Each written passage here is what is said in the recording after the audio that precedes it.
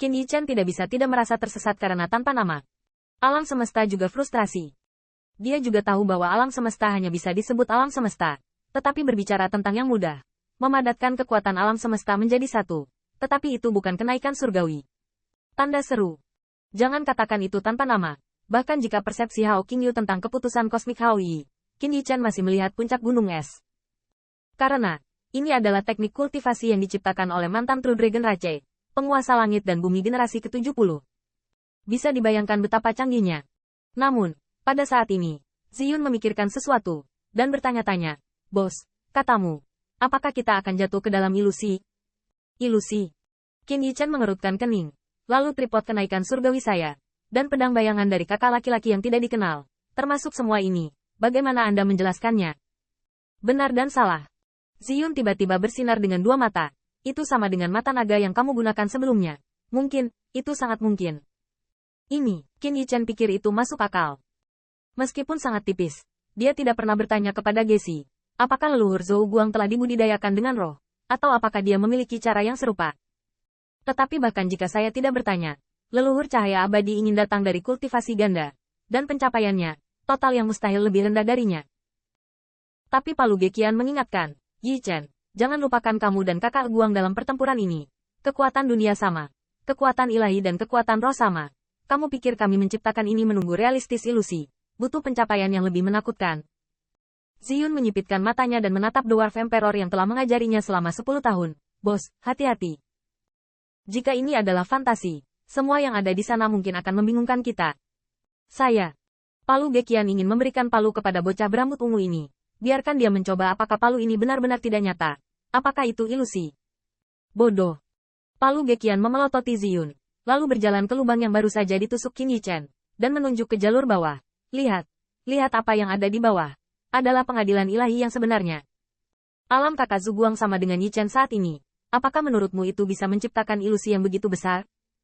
Yichan, jika kamu tidak pergi, lompat ke bawah dan melihat-lihat. Jika kamu ingin berbelanja, jika kamu berada di dunia fantasi, kamu sudah menemukan titik lemah. Akhirnya, Palu Gekian menunjuk ke Ziyun lagi. Dan jika Anda mengatakan bahwa ini adalah ilusi, siapa tahu jika Anda, bocah bau, menyesatkan Yichan. Saya, Ziyun bodoh dan pendiam. Dan pihak yang tidak disebutkan namanya juga mengatakan, Gesi berkata masuk akal. Fantasi, Dao yang lebih rendah.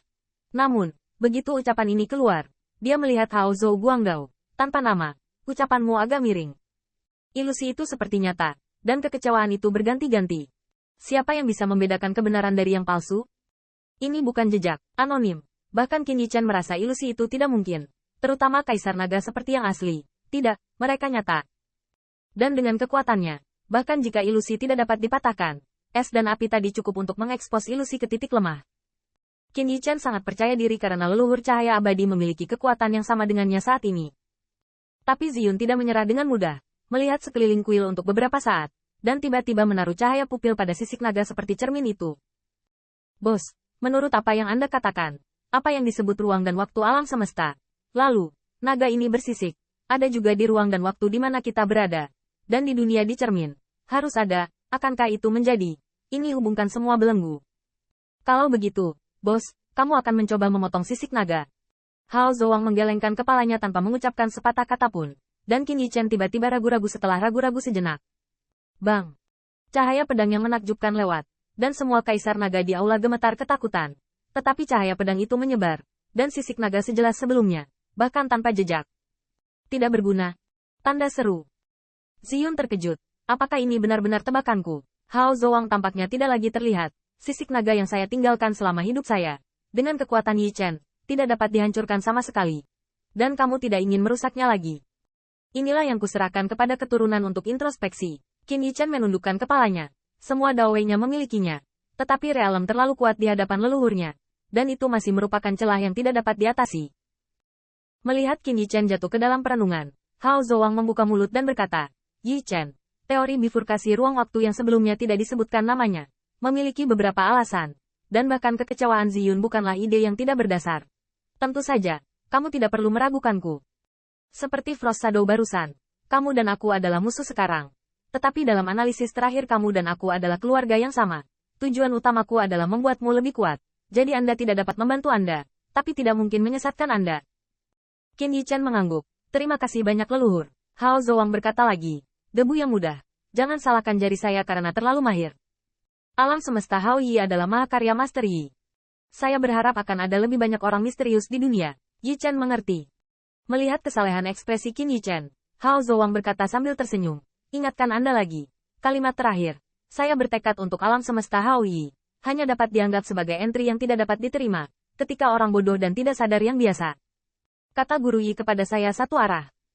Tuan Yi berkata bahwa Hao Yi Universe diciptakan olehnya. Maka dia harus mempertimbangkannya dari sudut pandangnya dan mengamati teknik kultivasi ini sebelum dia bisa menjadi penguasaan penuh. Dari perspektif Patriark Hao Yi, Qin Yichen menarik napas. Ini terlalu sulit. Selain itu, dibandingkan dengan Hao Zouang, dia masih memiliki kerugian besar, yaitu dia bahkan belum pernah melihat wajah Patriark Hao Yi. Jangan katakan bertemu, pergi ke alam semesta Hao Yi, dan di luar namanya. Dia tidak tahu apa-apa tentang penguasa surga dan bumi generasi kedua ke-70. Bahkan jika itu disimpulkan begitu saja, bagaimana Patriark Hao Yi ada? Berapa tinggi benda yang kamu lihat? Bisakah dia membayangkan? Itu mengabaikan keberadaan langit dan bumi.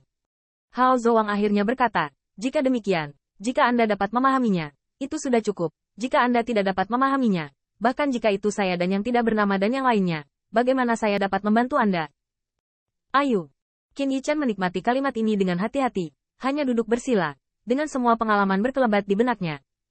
Teori ruang dan waktu tanpa nama itu tidak bagus, tapi terlalu jelas.